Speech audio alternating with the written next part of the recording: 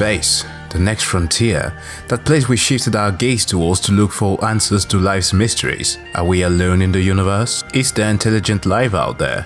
If so, would they be humanoid? What language would they speak? How evolved would they be? Would they make us subservient to them? Or in the instance of us being the superior and making it there first, would we be able to clap them cheeks? These are all important questions that humanity ponders on days and night. The reason why our men and women of science as well as our billionaires are trying to get out there. Now what if I told you that we already had the answers? That the truth of the matter is that none of the above were even relevant. For the only and true answer to this is that there would be a bunch of degenerates just like we are. They'll cheat to pass on every test. They'll spread out fake news to enrich their pockets as well as those of the corporate overlord. They'll be addicted to drugs as well as soft drinks that are made of a composition they'll know nothing about except for it's yummy, and they'll not hesitate to throw each other under the hover car nor sell the organs of their family members just so they can have one more bottle of cheap booze to fill off a Friday night. Come to think of it, that sounds a lot like home. Such a lovely bunch of people can be found among the rich and diverse population of the world of the Ascent, a game made by Swedish video game developer Neon Giant, who answered the question, what if Cyberpunk 2077's Night City was set in space and featured Baby Yoda-sized Bully Maguires who hustled the homeless? Some dirt in your eye. Prologue. The game takes place in an unspecified corner of space, on a world called Velis, more specifically on its biggest archaeology, which the game tells you in its intro with a couple of sentences, because unlike most games with a space setting, there are no introductory expositions here. Nothing that explains to the player how the sapient race got from Amazon warehouse and self-driving Teslas to hive cities comparable to those in Warhammer 40k. No, for we are in media res territory here. So to understand how you find yourself in a literal shithole right after the character creation screen, here's a little bit of a background. In the past, the planet was inhabited by settlers who cared only for themselves and their little communities. But when the multi-planetary corporations arrived, they immediately engaged in the subtle and humanitarian art of exploitation. Result, a world with no real government, official police, healthcare, schooling, nor any overarching governmental functions, or what some otherwise would like to call a groiper's wet dream. One such company was the Ascent Group, the biggest entity in the galactic common, whose earnings were more inflated than Elon Musk's ego. And as aforementioned, you are currently living on their ecology, making you their property. The company was created through the merger of a human and an Arthurian group, these thick-looking creatures. The Arthurians persisted to use their left-field vocabulary and pimp savant knowledge to kick out all but 2 humans from the group. They ended up kicking the rest out. This naturally led to things deteriorating, to say the least. And short time after the company crashed, things went to shit and you are now in this situation. Amazing. Well, unlike the tidbit of knowledge that I just poured on you regarding the story, there's nothing on the MC. You are a nobody, just a random dude or dudette, with no background or idea of how you got here, not even a tale about a spacefaring farmer in search for love in a 5-dimensional bookshelf. I hear that is how love is found. All you know is that you're broke and work for the Ascent Group and you are the protagonist of a very shitty story. And I mean that both figuratively and very literally, as the first task you are given in this cornucopia of alien life is to go down to the sewers and clean up the conduits that transport the shit and piss of millions of individuals in the city. If you can't tell already, your life is pretty crap. Now, thanks to the wonderful advancement in future technology, down in those sewers there are more than just docile humans willing to work for less than $15 an hour. We're talking ferals, buff-ass mutant rat-like creatures that will make even the Ninja Turtles pack their bags and leave. These are often also accompanied by their dad, who's equipped with mortars and a reinforced steel body, which is used to rush, slash and bombard you at the rhythm of a Japanese drumming mascot. And that is just the intro. For Ayu to survive that ordeal, your boss named Poon, couldn't make that up, would allow you to go back up top side, so that you can once again see the artificial light of night.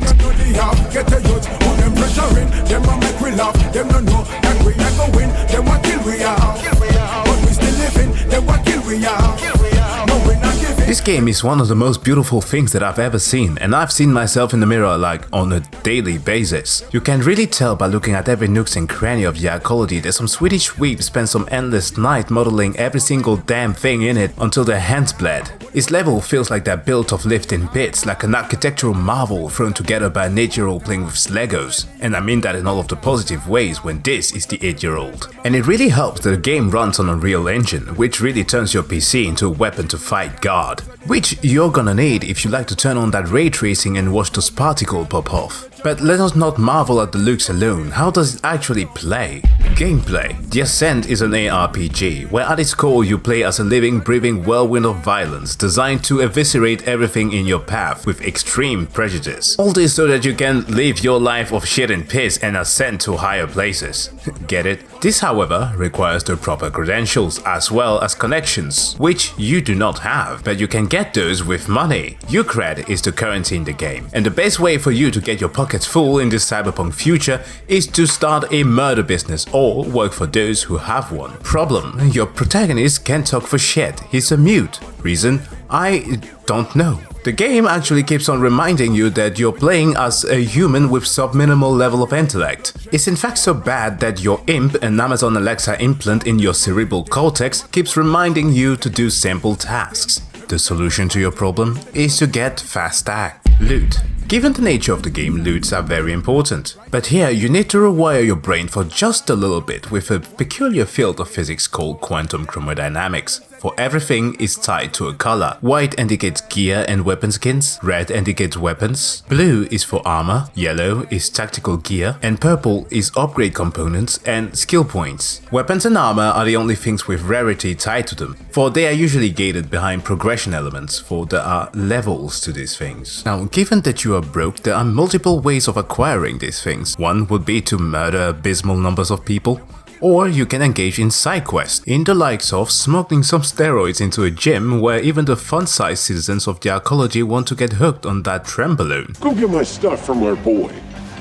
And let's you and me get these little guys all jacked up in no time flat.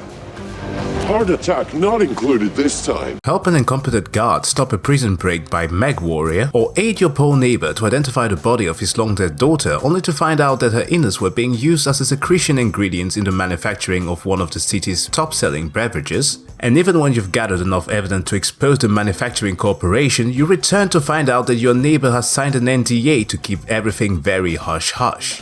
And your biomark here. And here, thank you. The sum will be in your account shortly. Have a nice day, Mr. Fosso. This is all really for the best. It's what Undina would have wanted for me. Time to move on. Well, there won't be any next steps. Can't talk about it.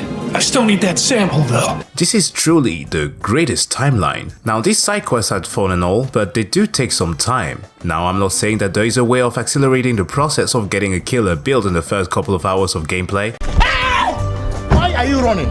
But there's definitely a way of accelerating the process of getting a killer build in the first couple of hours of gameplay. But this does entail going off the beaten path. For an instance, in my playthrough, I went to this place called The Grinder, and I was surrounded by level 25 space mujahideens. Behind them were a lot of boxes and one loading gun sitting there, just eating to be taken. Now, given my peculiar male build, I had no way of causing a distraction, that of course beside the clap of my ass cheeks. Luckily for me, I had recently played Elden Ring and rolled my way to the truck and collected the Overwhelmer, a 25-round high-fire rate gun with explosive shells that also had an incendiary component to deal a bit of AoE damage. Now, getting away was another story all entirely, but if you have the will and would like to get yourself a nifty achievement, you'll be set for quite a while with not just a killer gun, but a killer drip.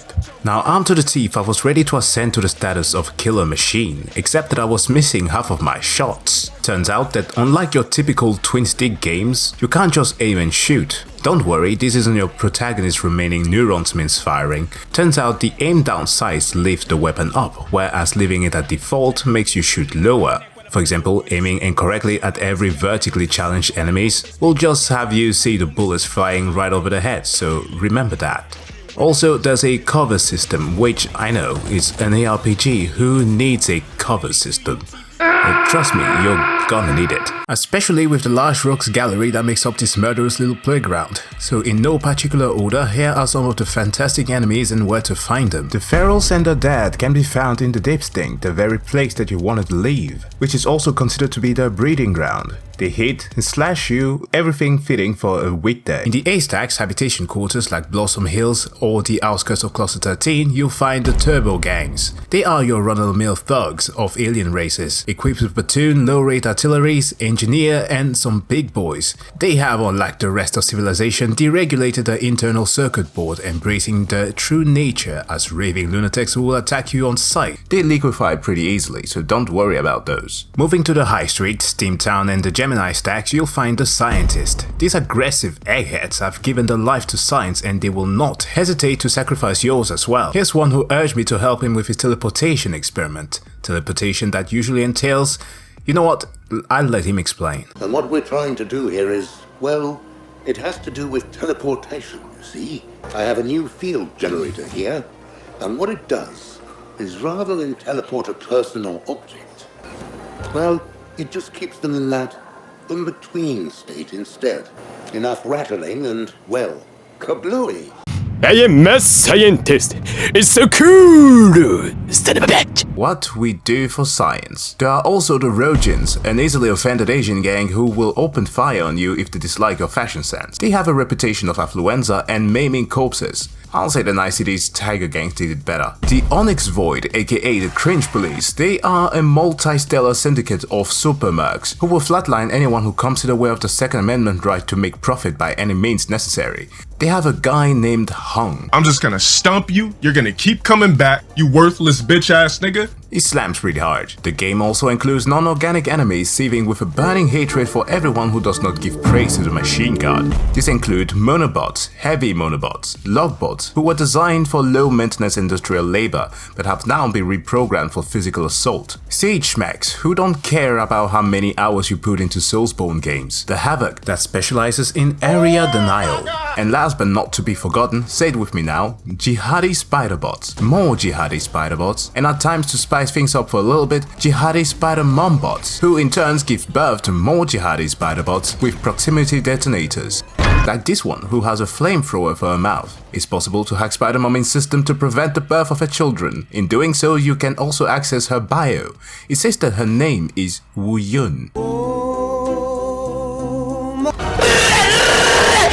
I had to kill her, for regardless of how many orifices she might have had, I've read enough doujins to know that this type of love never ends well. Back on target, my action pissed off her family and got me enslaved by condescension personified. This fat, three-eyed, Tau-looking creature is way worse than your previous boss, because in addition to the enslavement, she will at every occasion mock your cognitive abilities. When I started the game, I was expecting a Cowboy Bebop style adventure, but ended up in future chattel slavery, and this without even a sexy bikini. What a shame. On the flip side though, Kira gives you access to better upgrades and a pimp up to your built-in Amazon Alexa, with a new personality trait. Oh, nice. Beautiful. Such clarity, Flesh.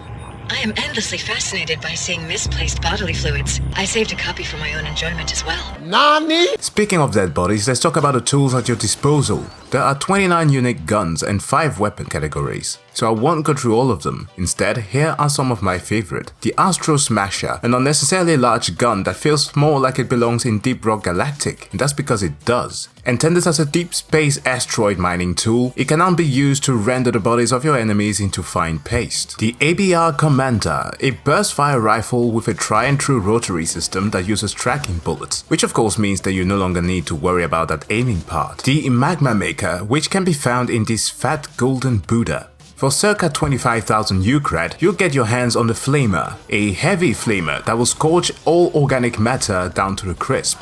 If you don't feel like cosplaying as one of the greatest faction in literary fiction, how about the BC-7 Disintegrator, an energy weapon from Whisper Cybernetic channeling ghost-busting technology to deliver the same type of unlimited power used to beat down Thanos. There's even a gun for ultimate frisbee enthusiast, in the Dismemberer, which replaces your ammo with Captain America's dinner plate. It It's a bit weird to use, but certainly fun. Augmentations. There are plenty. They come in two flavors, active and inactive. They rank from the simple, not so boring cosmetic to the very interesting. An example of this will be the biometrics timestamp. This is for those who enjoy the thrill of combat without any repercussions. It allows you to record your health at any given instance, jump into battle, get fucked, and regain all of it back. The tentacle for the more cultured of players. This aug lets you send out robot tentacles to search out enemy targets. And in the midst of fondling your foes, you can celebrate this wonder given to us by Japan whilst remaining completely untouchable. Are you cornered by a mass of enemies? Why not deploy your propulsion leap? An absolute A-tier frame ability that can be used for every 8 minutes. It launches you in the air and lets you come crashing down, dealing massive damage. One of my all-time favorite is the Joyrun Dragon, a black market mod that lets you send out a cyber dragon that manipulates the quantum field. Call me mad, but I do enjoy the sight of my enemies imploding. Augmentations truly add that extra level of spice to your playthrough, but not all of them are made equal. Being able to punch a hole into almost anything or having a motorbot act as your support might be a great thing, but doing genocide by Kamehameha is something else. But why stop there, for you can take things one step further by upgrading all of your guns and your character. And lastly, of course, there is your loadout, when you can use tactical gear like specialized grenades, turrets, and another wonder from the land of the rising sun, a pocket mech. Oh yeah, the plot. It kinda falls on the wayside, for when the machine god has blessed thou with unholy firepower, thou art to spend time murdering some stuff. But if you must know, after almost triggering a supernova and being enslaved, you regain your freedom by uncovering the culprit behind the Ascent group's sudden downfall. It's an AI and a bunch of union workers. I'm not making this up.